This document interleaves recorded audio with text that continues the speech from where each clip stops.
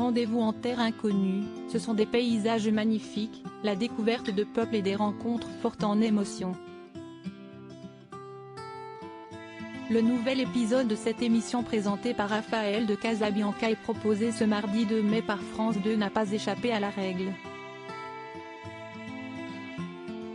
Au programme, l'humoriste Jarry a accepté de se rendre au Groenland pour rencontrer des Inuits, un peuple vivant dans le village autochtone le plus septentrional de la planète, à 1300 km du pôle Nord. Si l'expérience n'a pas toujours été simple, un moment en particulier a été très émouvant pour l'artiste de 45 ans. Alors qu'on lui demandait s'il avait une femme, Jarry a expliqué, semblant un peu hésitant, « Je vais vous dire quelque chose qui va peut-être vous surprendre. Ou vous étonner. À Paris, en France, je vis avec un garçon. J'espère que vous n'êtes pas choqués », avant d'ajouter qu'il avait 2 enfants avec son mari.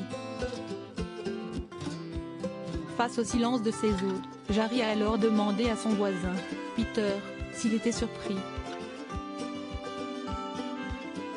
Ce dernier a expliqué, un peu, mais ça va.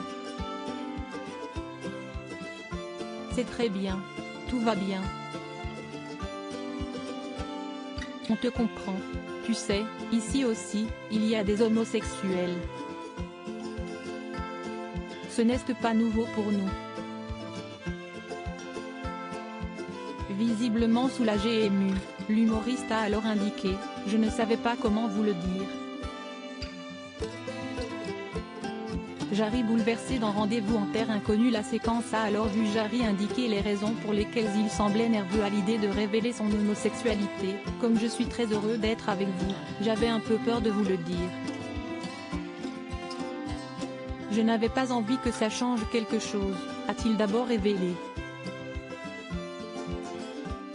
En voyant son émotion, les 3 Inuits présents auprès de lui et de Raphaël de Casabianca l'ont alors pris dans leurs bras. Un élan que le papa a beaucoup apprécié. Là où j'habite il y a encore des gens qui sont très agressifs.